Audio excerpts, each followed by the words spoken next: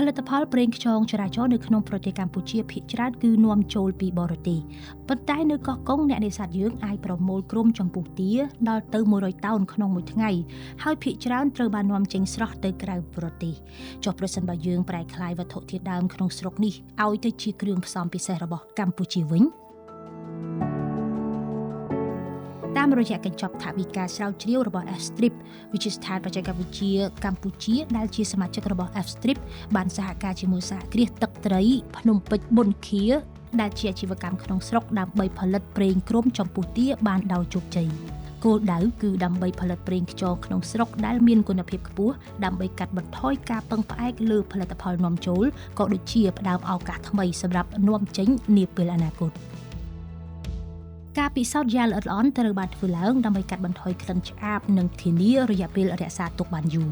ការផ្ទៀងផ្ទាត់គុណភាពអាហារូបត្ថម្ភនិងអភិវឌ្ឍដំណើរការផលិតដែលបំពេញតាមស្តង់ដារគ្រប់គ្រងគុណភាពសម្រាប់ផលិតផលដែលមានសុវត្ថិភាពនិងគុណភាពខ្ពស់នេះបង្កើតបានជាប្រេងគ្រុំគុណភាពខ្ពស់និងពិសេសមួយដែលបង្ហាញពីរសជាតិប្លែកនៃអាហារសមុទ្រក្នុងស្រុកព្រមទាំងបង្កើតម៉ាកយីហោកម្ពុជាថ្មីដែលមានគុណភាពខ្ពស់ទៅកាន់ទីផ្សារខ្ញុំពិតជាអរគុណដល់ UNIDO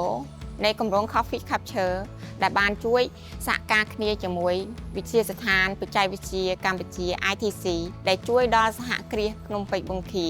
អាចផលិតប្រេងគ្រុំចំពោះទាដែលមានគុណភាពខ្ពស់និងរសជាតិឈ្ងុយឆ្ងាញ់